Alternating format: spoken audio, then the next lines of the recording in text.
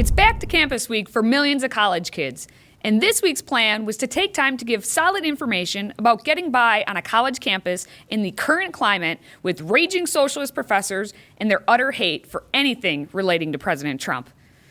But then she, the one, and thankfully only, Alexandria Ocasio-Cortez, opened her mouth and showed me that our college kids should just leave campus right now because according to AOC, this generation is so brilliant. I'm Katie Petrick, and this is Healthy Republic. Be free, my little cheesy breads. Dang near 20 million students were back in college this week, and about 4 million students will get a diploma at the end of this school year. Now, that doesn't mean they're going to know anything, but fear not, because AOC thinks they're the best and the brightest America has to offer. She said so on the platform where she speaks truth to power, Instagram. Is the new generation too delicate? No, I don't think they're too delicate at all. I think that they're badass. I think young people are more informed and dynamic than their predecessors. I think that they are more sensitive in a positive way, in that they actually care about other people's experiences and lives. All right, we'll break down all of her splattering, point by incoherent point, and there's more to come. But we'll start right where she started. They're badass. Oh, really? Like this badass? So nasty. A young woman is seen on video licking a container of ice cream and putting it back in the store freezer. Lick it. Oh, you foul. Put it back. Put it back. Put it back. Or does she mean this badass? It's a baby. If someone was raped and she gave birth and she decided to kill her 3-year-old child. I meant to get your phone. Someone call the cops. Meant to get your phone. So badass. Please continue, AOC, with this badassery. I think young people are more informed and dynamic than their predecessors. I think that they are more sensitive. Yes, they are more sensitive. In a positive way. No, they're not. If they were more sensitive in a positive way, in that they actually care about people's experiences and lives, as you say, then they would be open to hearing differing opinions, listening to anyone outside of themselves, and not having to answer the question of if they are too delicate, because that question would not have to be asked. But I digress, because there are more clips to share. Carry on, AOC. One thing that I love so much about this new generation is the radical acceptance that I see from so many. And they actually take time to read and understand our history, the history of the labor movement, history of civil rights, history of racial struggles, history of economics, history of the United States, history of colonialism. First off, how dare you say his story? Over and over, you patriarchal fool. As if history isn't gendered and disenfranchising to me and my girl power. I'm triggered. End scene. Yes, one thing I love so much about this, what'd she call it? New generation?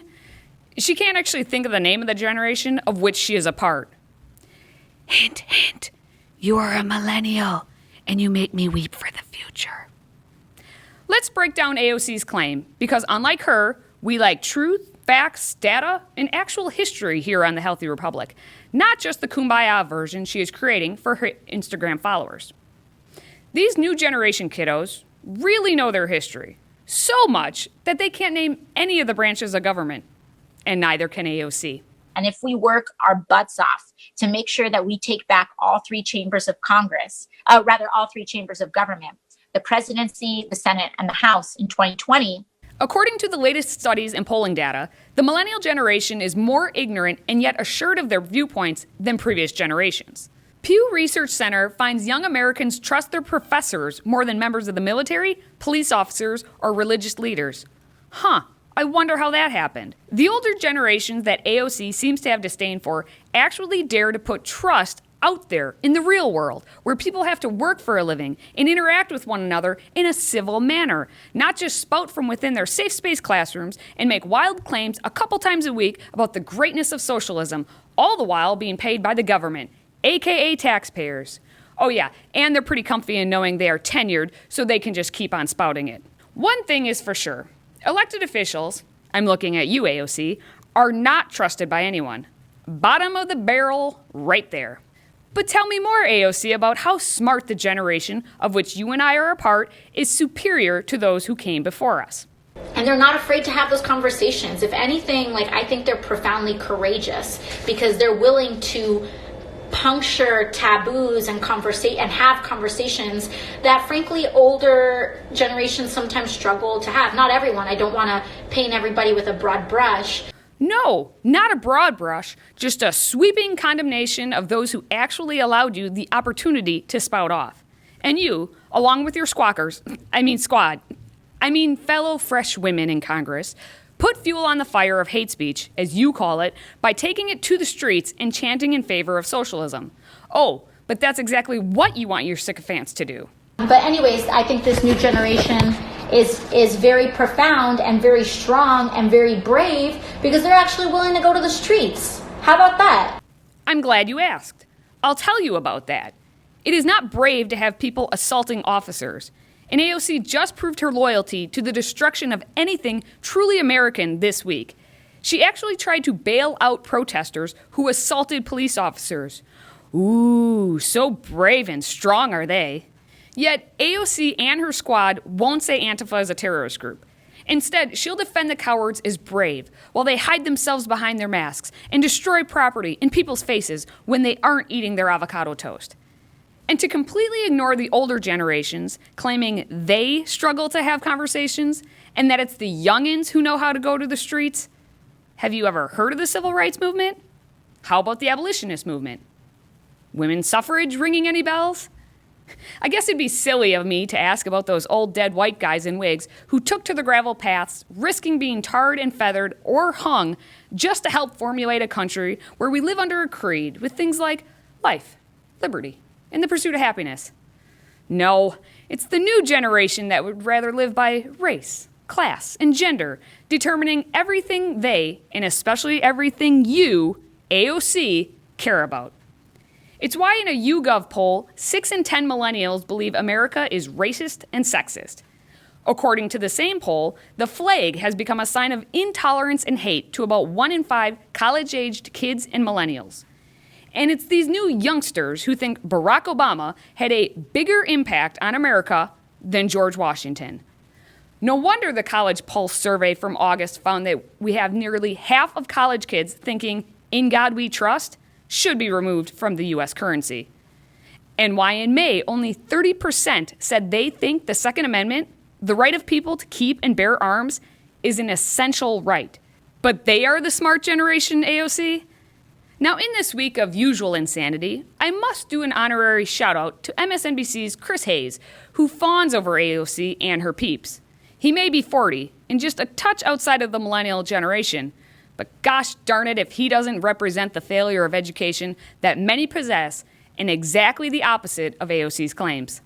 Roll clip. The weirdest thing about the Electoral College is the fact that if it wasn't specifically in the Constitution for the presidency, it would be unconstitutional. Profound. Exquisite. Remember before I said elected officials are the bottom of the barrel? But this is why Chris Hayes and most of his fellow journalists are right behind AOC in the race to the pits of hell. Now, could I go on? Absolutely. But there will be plenty more incoherence from AOC because she just can't help herself. Now, for those of you who may be sitting there feeling pretty high and mighty because you're not a millennial, I'm about to burst your bubble. You can't just blame the millennials. It'll make you feel superior for a half second, sure, but it doesn't solve anything. And anyway, what generation are those professors who are spouting at those college kids and, educating them? What generation are the parents of those millennials? This goes beyond just grouping the generations and labeling them whole cloth. Look at the person and help the individual who is in front of you. That's the lesson that needs to be taken away. Well, that and AOC should really, really just stop going on Instagram Live. Until next time, stay healthy, America.